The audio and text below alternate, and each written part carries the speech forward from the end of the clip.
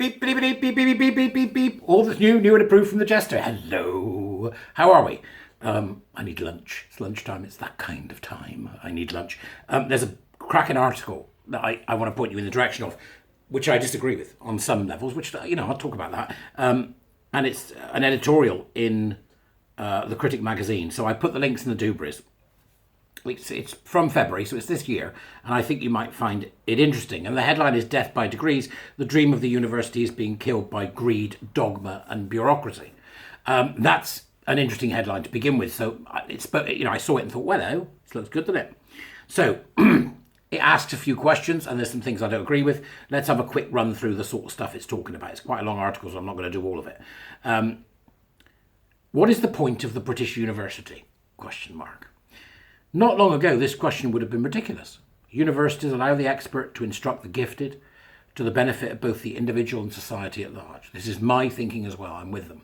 Ask now, however, and you are greeted by laughter or despair. I've said this before. The universities are starting to look foolish, and this really does go some way to, sadly, confirming my worst fears that you are starting to look utterly ridiculous in universities. Utterly ridiculous. I agree with that. Essentially what they're saying in that first chapter is what I say, which is universities are filtration systems for idiots. In the contemporary university, students pay handsomely for degrees in the confident expectation of firsts or upper seconds. 82% in 2021. There is no way that when we are judging the very best of us and testing the very best of us to destruction, so that we know they're going to bring that which is meritocratically the best of us to the fore in the future, and we will pay them handsomely to do so, whatever their field. There's no way that 82% of the people that go into university are that. There's no way. This is equity. This is what equity is doing. So we've got 82% of students got upper seconds or firsts. That's not because they deserved it. It's because it's too low, the bar. Far too low. If we've got 82% getting that mark, the bar's too low. It's time to up the bar. We've got to make it much harder for people to get firsts. Much harder. Lecturers whose intellectual ambitions have never risen beyond the pages of best practice handbooks clone closed-minded functionaries for middle management. Wealthy dullards from credulous abroad pay eye-watering sums to carry off a vanity masters to embellish gaps on their walls and CVs. This is an extraordinarily cutting dissection of the current state of higher education. And a self-satisfied chorus of overpaid administrators clap like seals, drowning out the protests of dispirited academics and an increasingly bemused public. Whatever this is, it is not what universities were, and it begs the question, should the people paying for it continue to do so? Right, okay. Then we part company, but only in a very small way. A very small way. It says here that students are not the problem. I'm not having that. Right, and I'm not having it for another reason. But let me finish the sentence beforehand. Students are not the problem. For all the talk of trigger warnings, safe spaces, therapy puppies and micro-passive aggressive behaviour, the young are as curious, clever and determined as ever. The problem is that higher education institutions, by endorsing so many facile and patronising measures, harm their charges' prospects. Okay, right. The problem I have with this is that saying that students are not the problem is allowing adults to get away with doing nothing. They're adults.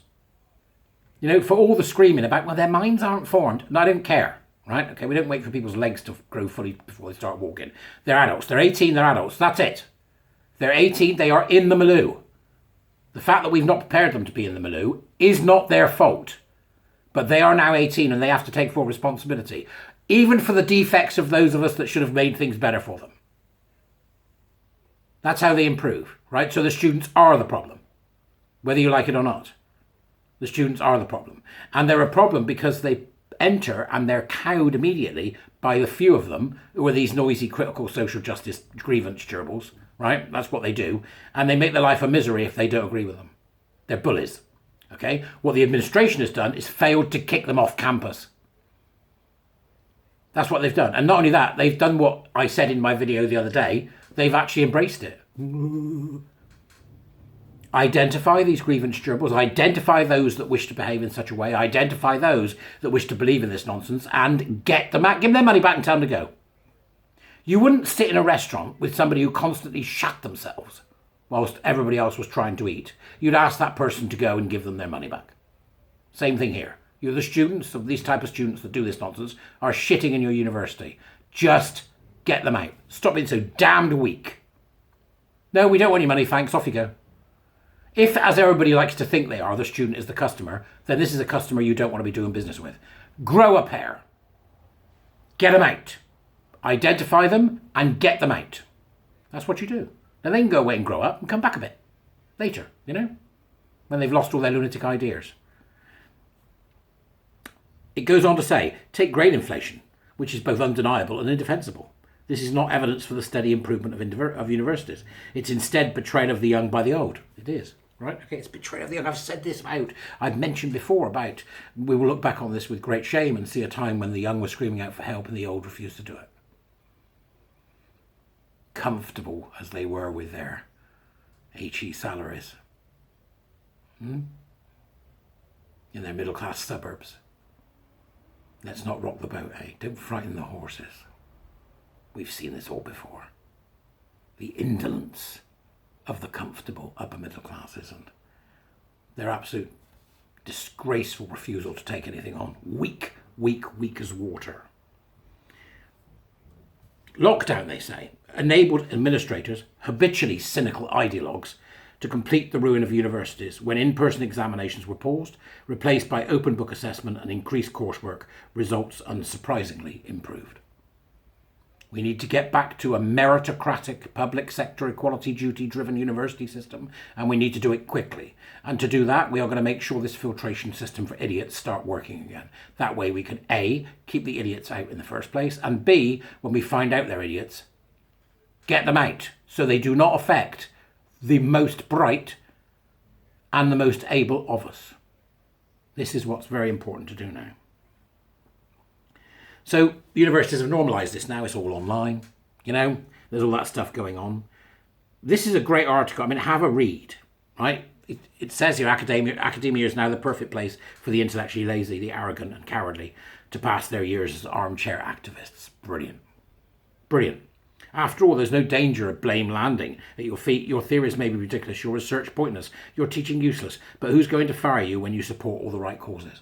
Ideological factories who then go out and infect HR, the NHS, the police, everybody else. Off they go with their power and oppression narratives and their usual post-structuralist, neo-Marxist nonsense. That's what the universities are just doing. They're just churning out activists. Now, you could say that 13 years of Tory government have caused that, but that's just 13 years is a drop in the ocean to this. It's been going on since the 70s, maybe before.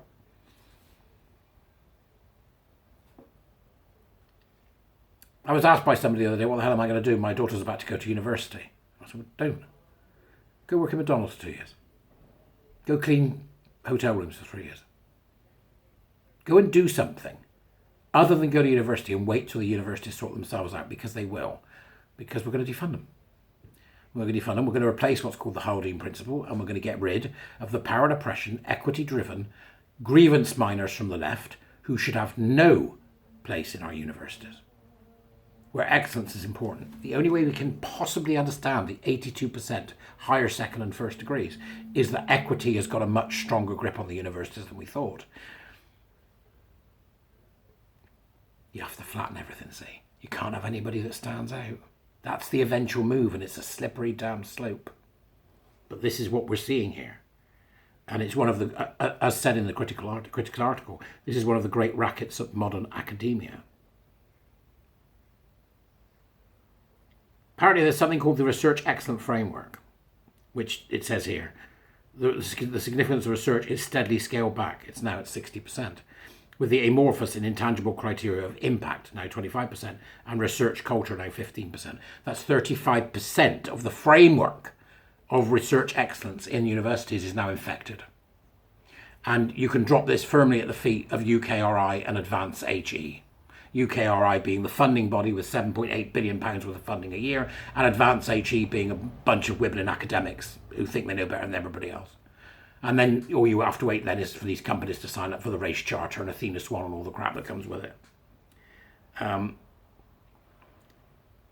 Read it, right? I say read it. It's a good article. It's worth a look.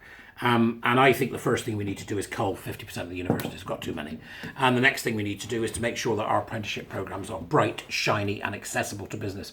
And to do that, they've got to be funded. Businesses are not going to take on giving people good education through apprenticeship programs, which could be done in collaboration with universities, though I would recommend that we need a very much bigger outside sector that is also going to work with the universities to keep them on point. Right? So the universities should be forced to engage with those who will go against their ideas. Right? Let's get some parity. The freedom of speech bill is going to help with that, but universities get the money and they set up their own boondoggles. When what they should be when they get this money is they should be generators of social and economic lifting.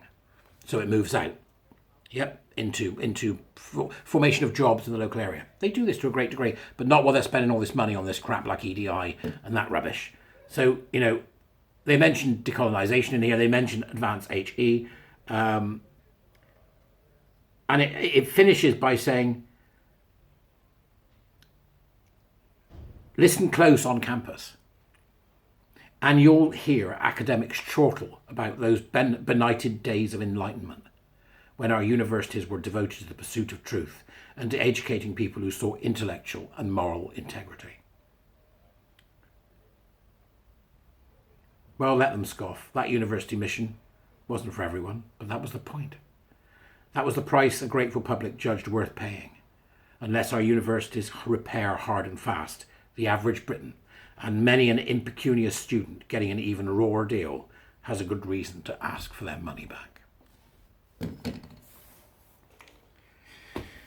I can't believe it's getting on for, it must be getting on for maybe 3.5 years since I first saw this was happening, and I started blowing the whistle while I was in the middle of the university system doing some work, and not one person listened. I was sending them regular reports, in the belief that they were reading them. Thankfully, I had another project where the people were listening. And those good people helped me get through that to try and understand why the others weren't. The universities are a disgrace. There seems to be absolutely no intellectual or moral discipline. They've completely lost their way. And the first thing that they should do is to defund the humanities across the board. And that will force the humanities to get rid of all the rubbish. And then they need to look very closely at STEM, because this is the biggest danger of all, is to science. Anyway, it's nice to read something else that really echoes to a great degree what I'm saying. But let's not forget the culpability of the students. That's my only warning. I don't care what you think is right. It's time that young people of 18, 19 and 20 started listening to older people, even though they've been told not to. Because this idea that they'll give you that we don't know and that you're some kind of new revolution is bullshit. It's bullshit, right? And before you even get vaguely close to getting your manifesto written and getting it off the ground, you'll be 30. And by that time, you're us. Wake up and smell the coffee. Whee! Lunch! See you later, good folk.